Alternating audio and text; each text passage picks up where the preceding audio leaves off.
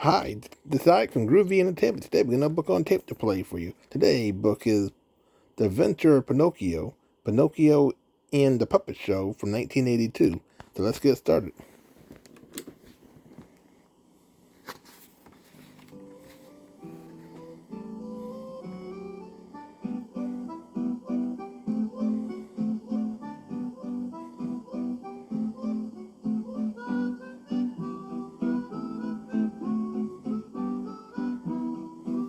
Adventures of Pinocchio, Pinocchio and the Puppet Show. One day, Master Cherry was making a table leg out of a piece of wood. As he raised his axe, he heard a strange voice cry, "Don't hit me so hard!" Master Cherry looked all around but saw no one. Later, when he rubbed the wood smooth, the voice cried out, "That tickles!" Master Cherry jumped back. He had never heard of a talking piece of wood. Just then, Master Cherry's best friend Geppetto came to the door. He said, "If you will give me a piece of wood, I will carve a puppet that sings and dances." Suddenly, the strange voice called out, "Geppetto is a pudding head." Geppetto thought his friend was making fun of him. "You insulted me," cried Geppetto. "I did not," Master Cherry replied. "You did so," cried Geppetto. Finally, they stopped fighting. Master Cherry handed the strange piece of wood to his friend. But as he held it out, the wood moved by itself and banged against Geppetto's knees. "You hit me," cried Geppetto. "I did not," cried Master Cherry. "You did so," cried Geppetto.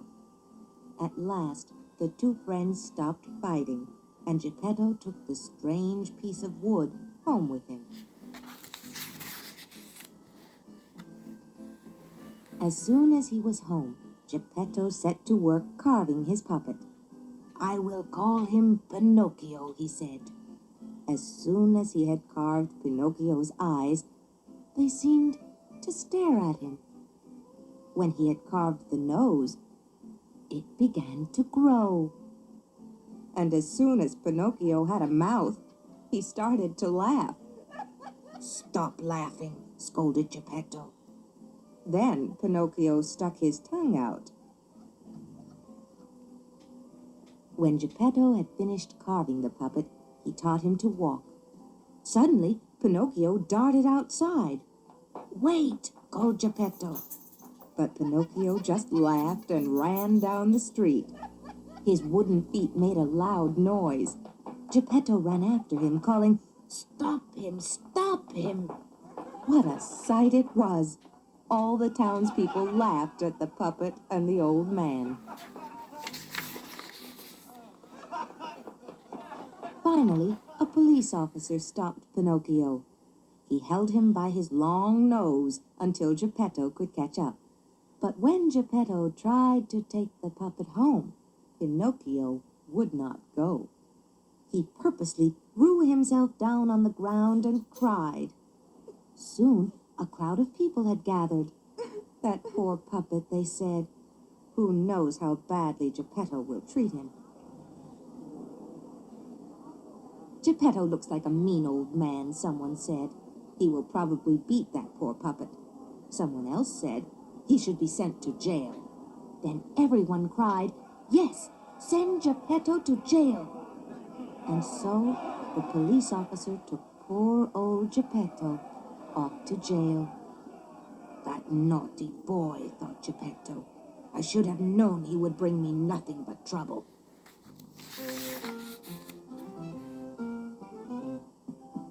Pinocchio ran off across the fields. When he reached Geppetto's house, the door was open, so he went inside. He was about to sit down when he heard someone call his name. "Who's there?" cried Pinocchio. "I am the talking cricket," replied the voice. "Boys who do not listen to their parents are always sorry later," said the cricket.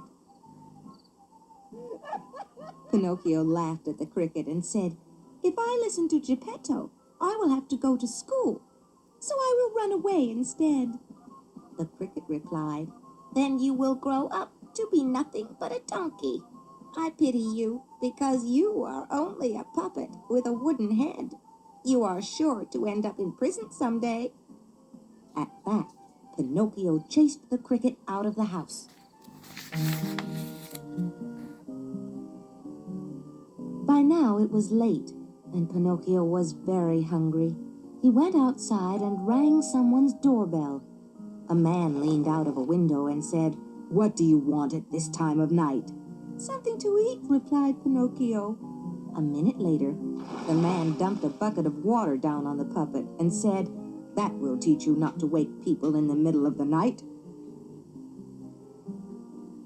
Pinocchio returned home, cold and tired. He lay down by the fire to warm himself, and soon he was fast asleep. But his feet were too close to the flames, so as he slept, his wooden feet began to smoke. By the time the morning came, Pinocchio's feet had become 2 lumps of charcoal. A knock at the door awakened Pinocchio. "Who is it?" he called, yawning and rubbing his eyes. "It is I," said Geppetto. "Open the door." Pinocchio tried to stand up, but he had no feet. "I can't," called Pinocchio. "My feet have run away." Then Geppetto said, "I'm tired of your silly games," and he climbed in through the window. Geppetto was so angry that he scolded and scolded. But when he saw how hungry Pinocchio was, he finally stopped.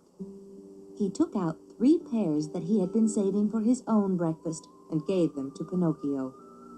"Eat these," he said.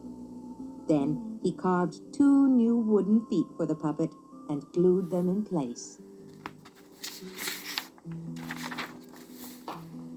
Pinocchio was so happy that he jumped up and down on his new feet and ran around the room.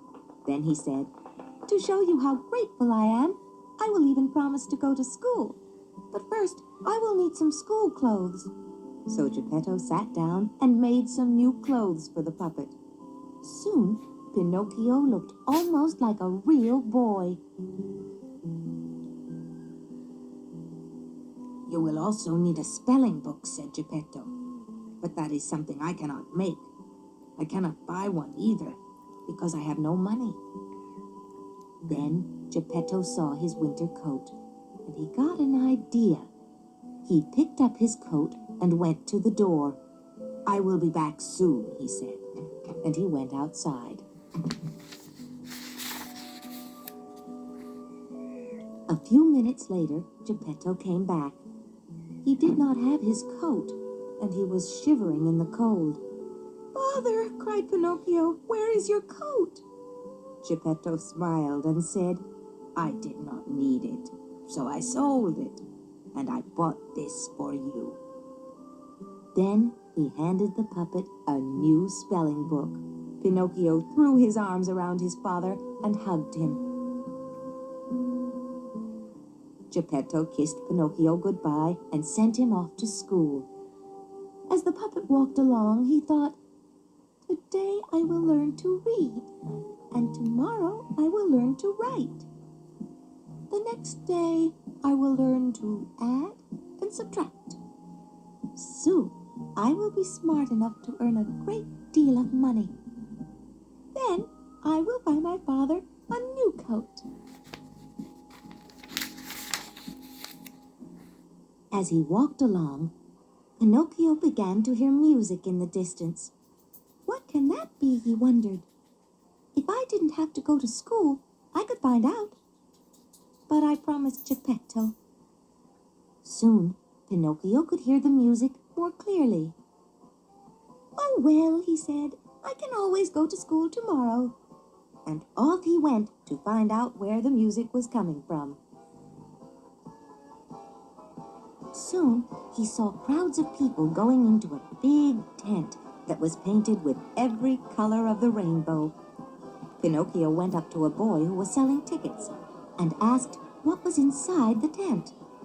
The boy pointed to a sign and said, "Can't you read?" When Pinocchio shook his head, the boy explained that a puppet show was about to begin. "Do you have any money?" asked the boy. Pinocchio shook his head. "Then you can't buy a ticket and you can't see the puppet show," said the boy. Pinocchio tried to borrow some money, but the boy would not lend him any. "I will sell you my new jacket," said Pinocchio. But the boy only laughed and said that a puppet's jacket would never fit a real boy. Then Pinocchio tried to sell his shoes, but the boy laughed at them and said that a puppet's shoes were only good for firewood. Suddenly, Pinocchio thought of his spelling book. "One spelling book for sale," he cried. Just then, a peddler walked by. He took the spelling book and gave Pinocchio just enough money to buy a ticket for the puppet show. Inside the tent, the puppet show had already begun. Two puppets were on the stage, arguing and shouting at each other, as if they were real people. The audience was laughing and having a good time. Pinocchio sat down in an empty seat and watched the puppets.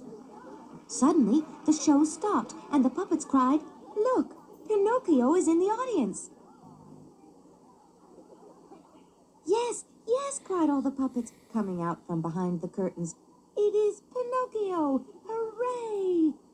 Then a friendly puppet named Harlequin called out, "Pinocchio, come up on the stage with your wooden brothers and sisters." So Pinocchio made a big leap and landed right on the band leader's head. With another leap, he landed right on the stage. The puppets greeted Pinocchio as if they had known him for years. But the audience was beginning to grumble. What's going on, they wondered. Suddenly, the puppets lifted Pinocchio onto their shoulders and marched around the stage. Now the audience was shouting, "Get on with the show!" At that very moment, the puppet master appeared. He was the man who ran the show, and he was so big and ugly that all the puppets feared him. "How dare you stop the show?" roared the man. Pinocchio tried to say that it was not his fault, but the puppet master bellowed, "Silence!" Then he seized Pinocchio and took him away. He hung him up on a nail in a dark closet. When the show was over, the puppet master had two puppet police officers bring Pinocchio to him. Then he said, "I am cooking a roast for my dinner, but the fire is not hot enough. Pinocchio is made of very dry wood. Throw him into the fire." Pinocchio cried and begged and called out, "Father, Father, come and save me!" But Geppetto did not come. As the man listened to Pinocchio's cries, his heart began to soften. At the same time, his nose began to itch. Suddenly, he sneezed. One of the puppets whispered in Pinocchio's ear, "That means he feels sorry for you." Then the puppet master said, "I have changed my mind. Pinocchio will not go into the fire after all. Instead, Harlequin will go in his place." "Oh no!" cried Pinocchio. "Set Harlequin free too!" But the man refused. "One of you must go into the fire," he said. At that point, Pinocchio did a brave thing. He said, "Then let it be me." At once, the puppet master's nose began to itch. He sneezed again and again, which meant that no one would be thrown into the fire. Then all the puppets were so happy that they danced and sang all night. Early in the morning, the puppet master asked Pinocchio what his father's name was. "His name is Geppetto," replied Pinocchio, "and he is kind and good. He even sold his coat so he could buy a spelling book for me." Then the man sneezed because he felt sorry for Geppetto. He said, "Here are 5 gold coins. Take them, Pinocchio, and give them to your poor father." Then Pinocchio said goodbye to the man and the puppets. He thought of how worried his father must be, so he made up his mind to go straight to Geppetto's house. From now on, he would do everything his dear, kind father wanted him to do. And so, with his 5 gold coins in his pocket, Pinocchio set off toward home.